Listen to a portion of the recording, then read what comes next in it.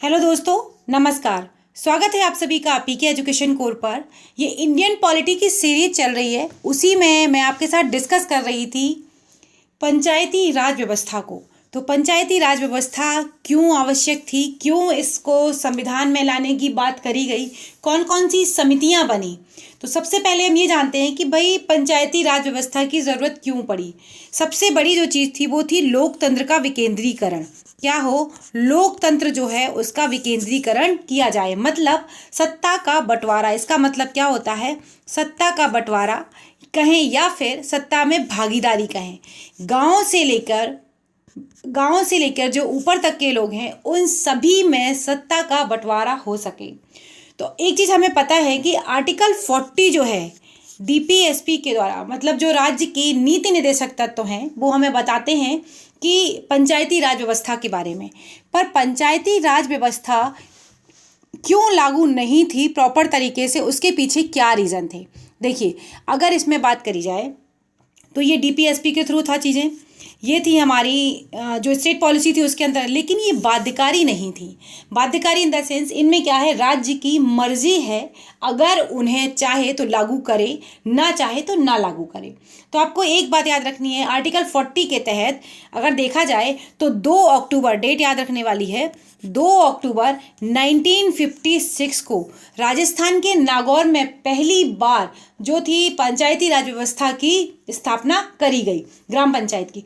तो इसमें आपको ये चीज़, ये डेट जो है कई बार एग्जाम में पूछी जाती है कि पहली बार पंचायती राज व्यवस्था कहाँ पर करी गई। तो पहले राजस्थान में, फिर आंध्र प्रदेश में, इस तरीके से और भी राज्यों ने इसको लागू किया। लेकिन जो सबसे महत्वपूर्ण बात यह है इसमें कि ये लागू करना राज्यों की इच्छा के ऊपर था। जब राज्यों की इच्छा के ऊपर कोई चीज़ होती है तो फिर वो अपने हिसाब से चीज़ों को करते हैं, ज़रूरत लगती है तो करा, नहीं लगा तो नहीं करा। तो आपको 2 चीज़ें यहाँ पर समझ में आई कि लोकतांत्रिक विकेंद्रीकरण का मतलब क्या है कि सत्ता का बंटवारा हो, और आर्टिकल जो 40 है वो हमारा किससे संबंधित है, वो भी हमारा पंचायती राज व्यवस्था से संबंधित है। ये वो पॉइंट्स हैं जहां से क्वेश्चंस बन सकते हैं, इसलिए मैं आपके साथ ये चीज़ें बता रही हूँ पहले से। लोकतांत्रिक विकेंद्रीकरण मतलब कि स्वायत्ता, हर किसी को फ्रीडम मिल सके सत्ता में भागीदारी करने के लिए। इसी के लिए बहुत सारी, अब बात यह आई कि भाई ये सारी चीज़ें तो चल रही हैं, लेकिन इसको संवैधानिक दर्जा आवश्यक है। क्योंकि अगर संवैधानिक दर्जा नहीं होगा तो फिर हर किसी के पास क्या होगा ना, जो राज्य होंगे वो अपनी मर्जी से काम करेंगे। संवैधानिक दर्जा के लिए बहुत सारी समितियां बनाई गई।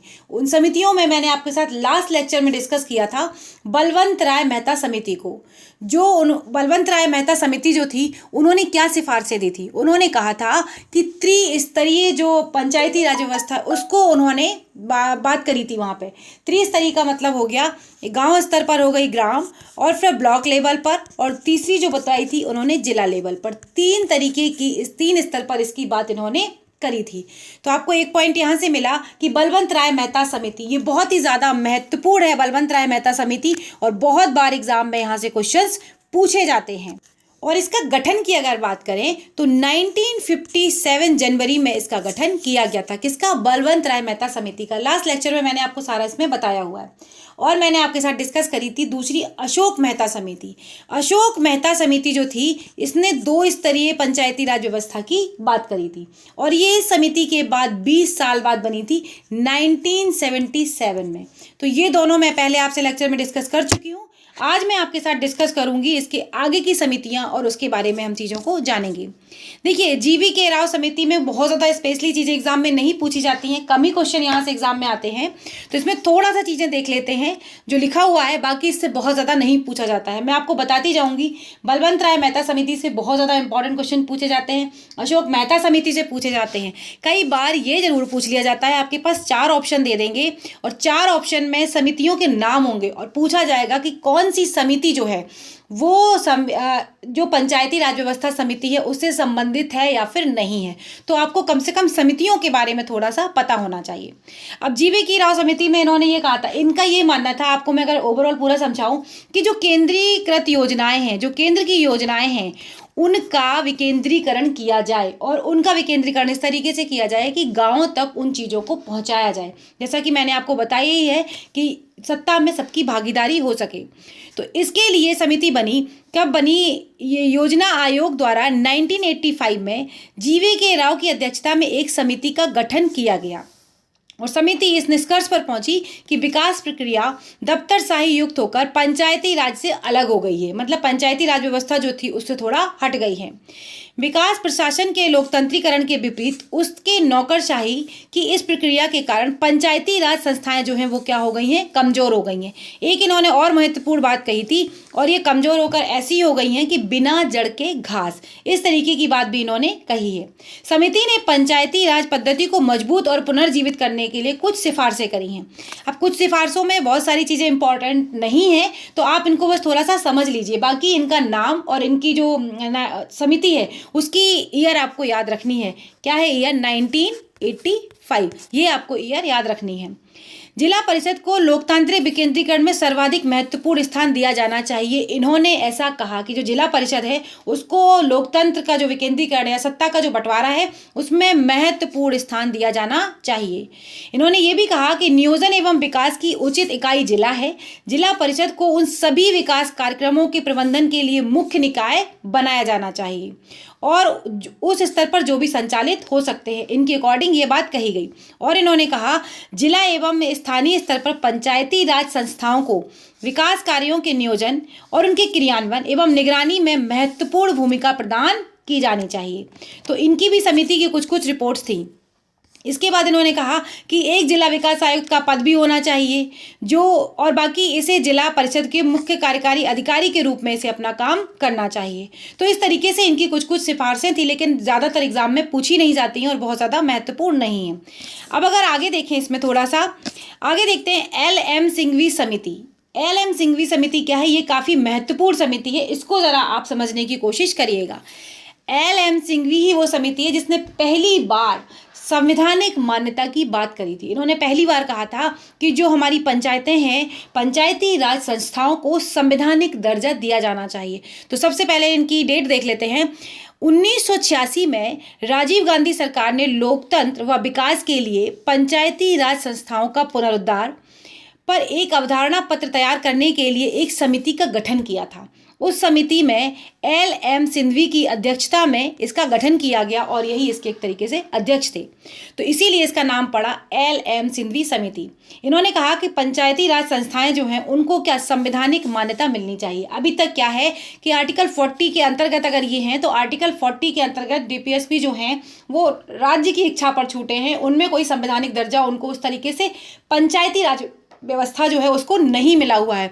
तो क्या होना चाहिए? पंचायती राज जो हैं उनको संवैधानिक दर्जा मिलना चाहिए, और उनके संरक्षण की भी आवश्यकता है यहाँ पर। इस काम के लिए संविधान में एक नया अध्याय जोड़ा जाए। इन्होंने ये कहा कि नया अध्याय जोड़ा जाए। जैसा कि हम जानते हैं, आगे देखेंगे, 73 जो संविधान संशोधन अधिनियम है 1992 उसके द्वारा इसे जोड़ा गया।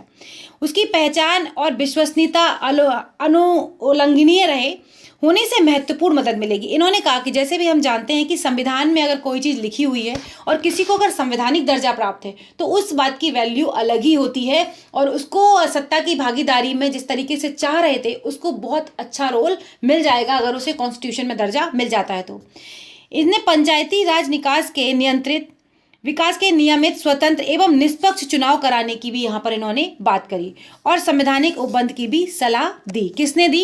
LM सिंघवी समिति ने। ये काफ़ी महत्वपूर्ण समिति है, मैं बार बार आपको बोल रही। और इन्होंने एक और बहुत ही महत्वपूर्ण बात बोली। इन्होंने ये भी कहा कि जो न्याय पंचायतें हैं, गाँव के समूहों के लिए किसकी व्यवस्था करी जानी चाहिए?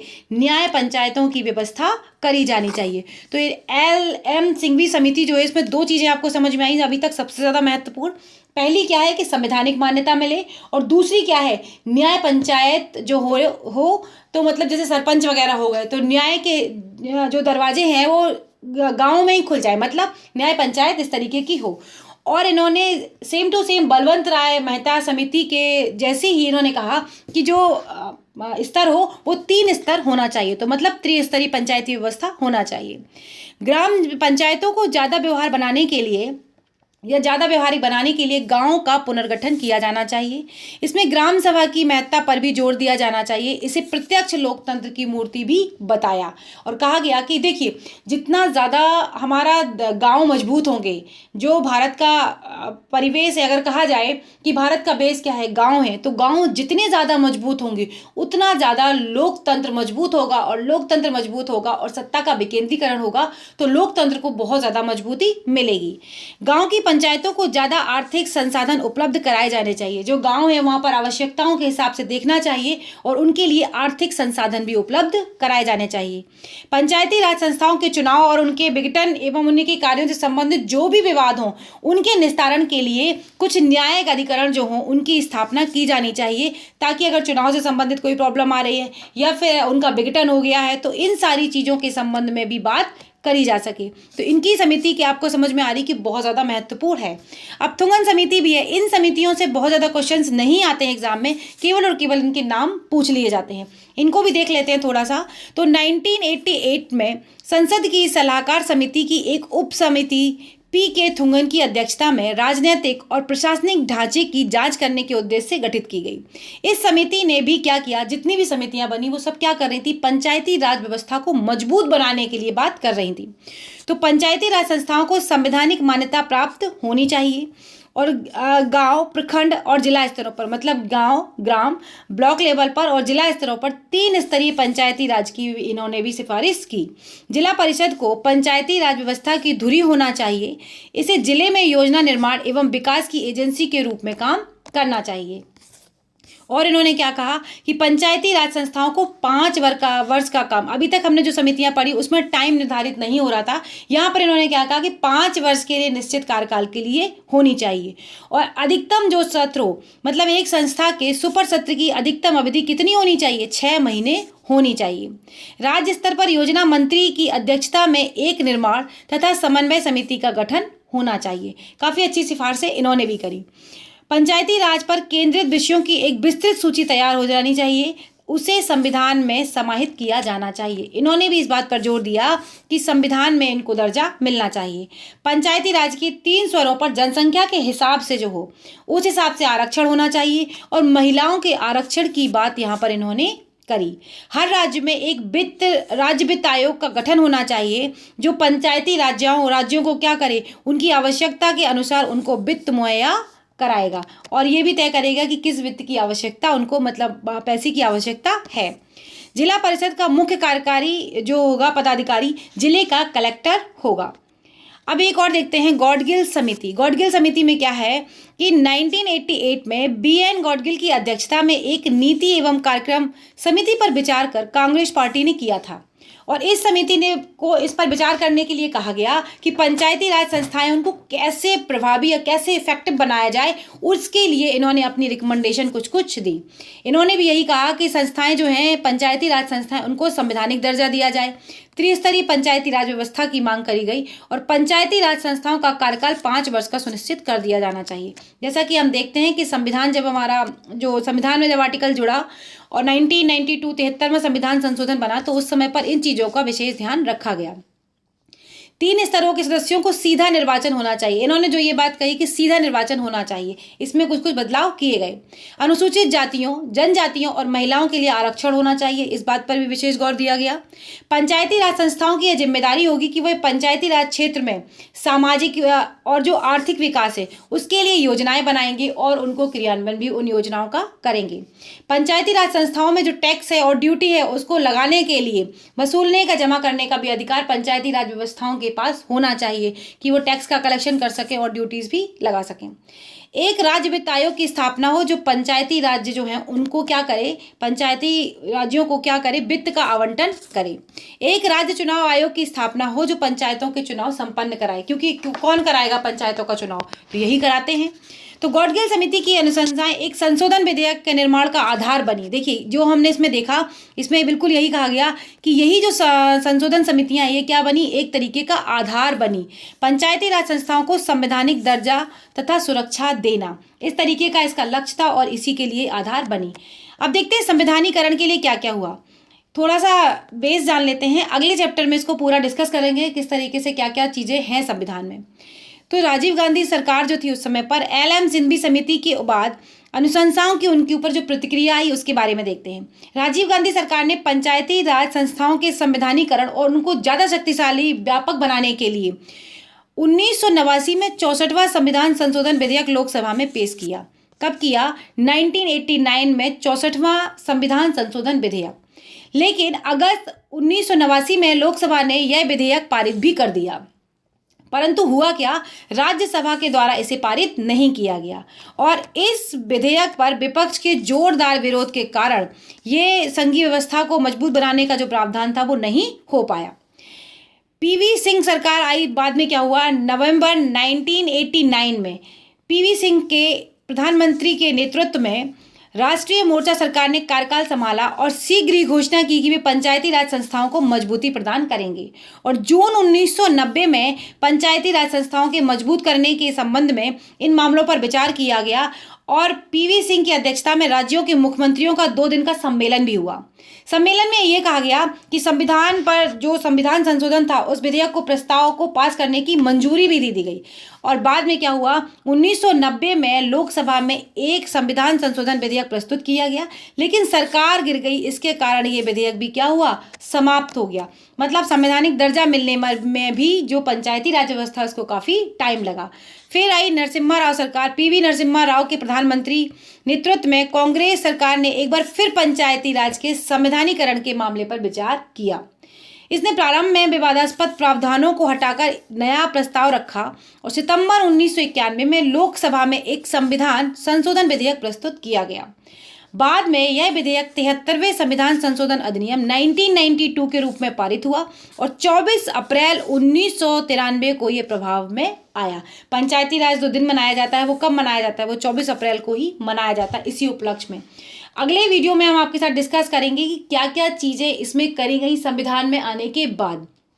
तो ये पूरा वीडियो था जो मैंने आपके साथ डिस्कस किया। कुछ समितियां बनी, क्यों बनी, सत्ता का विकेंद्रीकरण क्या होता है, सत्ता का विकेंद्रीकरण की आवश्यकता क्यों पड़ी, तो ये सारी जो चीज़ें थी वो मैंने आपके साथ डिस्कस करी। हम जानते हैं कि जो आर्टिकल 40 में था, गांधी जी हमेशा इस चीज़ के इच्छुक रहा करते थे और वो कहते थे कि सत्ता का विकेंद्रीकरण बहुत ज़्यादा आवश्यक है और सत्ता इस तरीके से हो कि गाँव तक भी सत्ता पहुँचे, तो लोकतंत्र बहुत ज़्यादा हमारा मजबूत हो सकेगा।